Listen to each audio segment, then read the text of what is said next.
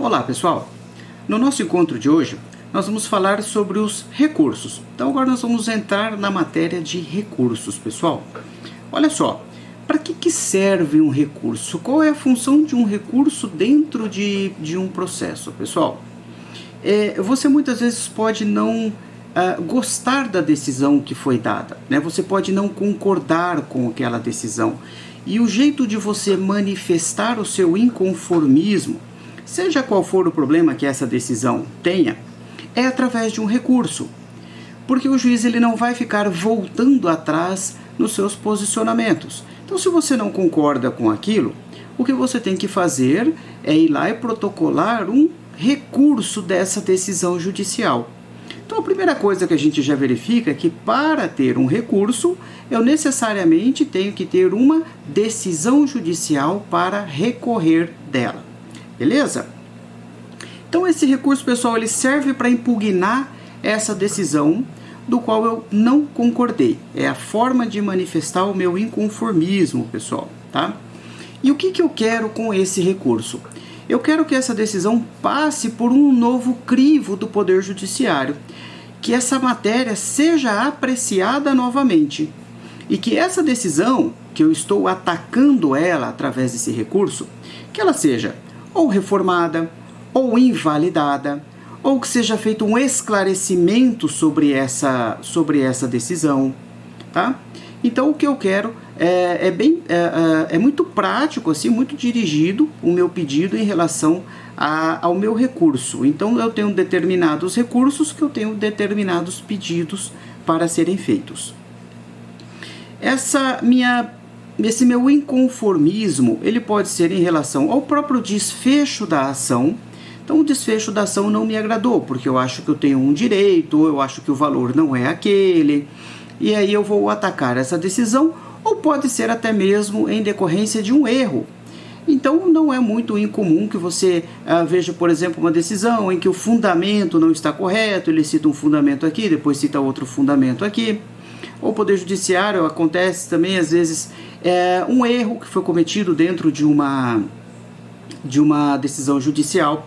Imagine, pessoal, por exemplo, numa situação de uma aposentadoria, se o nome da pessoa ele é grafado, um erro simples, um erro bobo de digitação, é grafado erroneamente, ou o CPF da pessoa é grafado erroneamente. Aí sai essa decisão, e que a rigor pode até causar um problema com o homônimo de uma outra pessoa.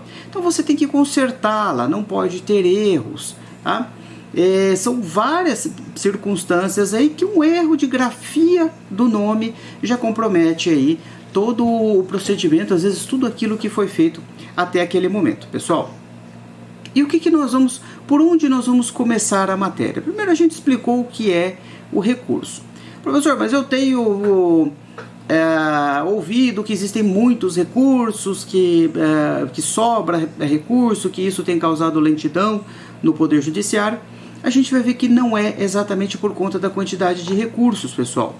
Tá? Nós temos um sistema recursal bastante robusto, sofisticado. Não é um sistema que prevê recursos ilimitados. Eu tenho uma quantidade limitada de recursos e em algum momento esses recursos vão ser esgotados. E aí esse processo ele realmente vai encontrar o seu fim. Bom, nós vamos começar, pessoal, pelos princípios fundamentais dos recursos. Então todo recurso passa por esses princípios que a gente vai falar aqui agora. O primeiro princípio chama-se duplo grau. Mas o que quer dizer esse duplo grau? Olha só, o duplo grau, pessoal, indica um reexame da matéria. Indica a possibilidade de você reexaminar aquela decisão que foi prolatada. Mas quem vai fazer esse reexame, professor? Essa nova apreciação, ela vai ser feita por um órgão de um nível hierarquicamente superior àquele que prolatou, aquele que proferiu essa decisão, em sua grande maioria. Eu posso ter um recurso que seja pautado para o próprio juiz ou para o próprio desembargador, o ministro que deu aquela decisão, tá? Mas não é esse o caso. O duplo grau indica que eu tenho um grau superior onde eu vou poder levar essa decisão para uma nova apreciação. Professor, então eu posso levar todos os processos em todos os graus existentes? Não. Não pode. Existem uma série de empecilhos, uma série de protocolos a serem cumpridos e o seu processo talvez nunca chegue, por exemplo, num STJ ou não chegue no Supremo Tribunal Federal por não preenchimento de requisitos. Então não é uma situação ilimitada, mas o princípio de duplo grau, a gente entende aí a existência de outro grau hierarquicamente superior que vai aí poder fazer a apreciação desse recurso, pessoal. Um outro princípio é o princípio da taxatividade. É um princípio muito simples. Só é recurso aquilo que a lei denomina como sendo recurso. Se a lei chama de recurso, beleza, eu vou utilizar como um recurso. Se ele não está no rol dos recursos, eu tenho, por exemplo, situações que são ações autônomas de impugnação. Por exemplo, uma ação rescisória. É uma ação que eu posso desconstituir, inclusive, uma sentença que já transitou em julgado. Mas é um recurso? Não, não é. É uma ação autônoma de impugnação. Só é recurso aquilo que a lei diz que é recurso. E esse rol é taxativo. Então está lá no código, no nosso CPC, no artigo 996, ali eu tenho o rol dos recursos, e eu tenho mais aí algumas leis extravagantes que trazem aí outras hipóteses de recurso que, por exemplo, não são atinentes à nossa matéria, ou de direito do trabalho, por exemplo, ou outras matérias. Um recurso previsto aí em uma lei extravagante, enfim, que não está previsto no 996 do Código de Processo Civil. É o recurso, uns falam recurso inominado, mas lá existe apenas o nome de recurso do Juizado Especial Cível. Então, uma sentença do Juizado Especial Cível, existe uma forma de você atacar essa sentença, se você não concorda com ela, através de um recurso previsto na Lei 9.099. Então, está fora do rol do 996. Por quê? Porque o juizado ele tem uma lei específica para ele. Tá? Então, a gente utiliza a lei específica em detrimento da lei genérica. Para resumir, pessoal, o princípio da taxatividade só é recurso aquilo que a lei diz que é recurso. Aquilo que a lei taxativamente estabelece como sendo recurso. Vamos para outro princípio. Princípio da singularidade. Olha só, na singularidade, pessoal, os recursos são singulares. Eu costumo dizer para os meus alunos que recurso é igual pecinha de quebra-cabeça. Não tem outra pecinha que cabe naquele lugar, somente aquela. O recurso ele tem essa dinâmica, ele tem essa sistemática de funcionar como peça de quebra-cabeça. Pelo princípio da singularidade, pessoal, é inadmissível você interpor mais de um recurso da mesma decisão. Então eu tenho um recurso específico para aquela decisão. Por quê, pessoal? Para evitar que você tenha 3, 4, 5 recursos e você venha a ter decisões diferentes de uma mesma sentença, por exemplo, de um mesmo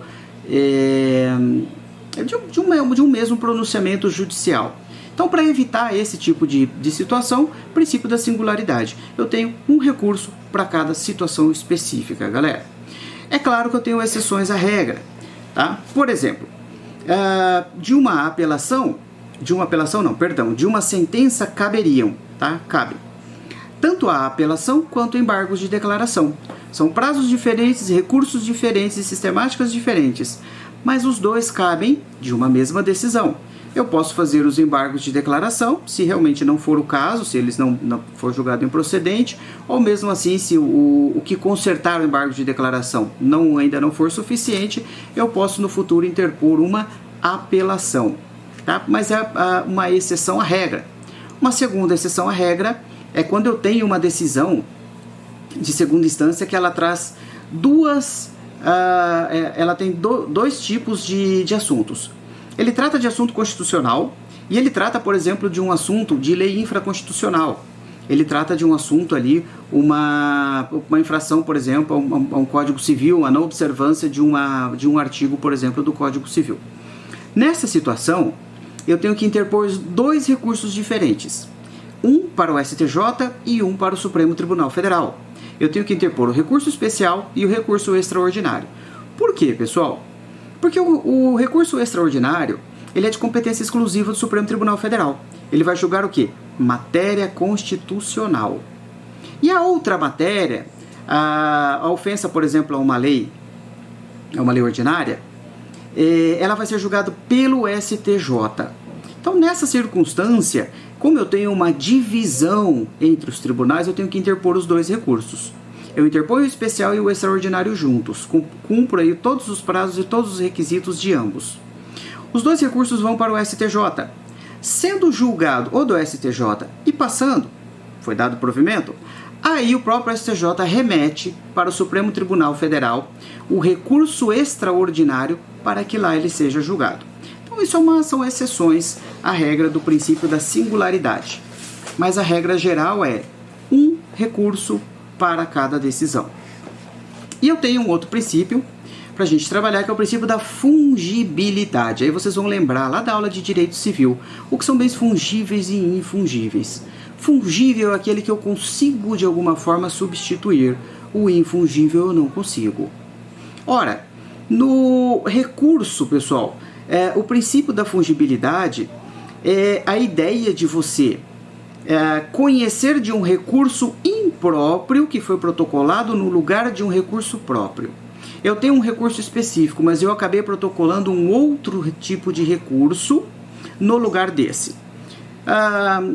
É possível que o Poder Judiciário aprecie esse recurso, se ele é um recurso que está equivocado?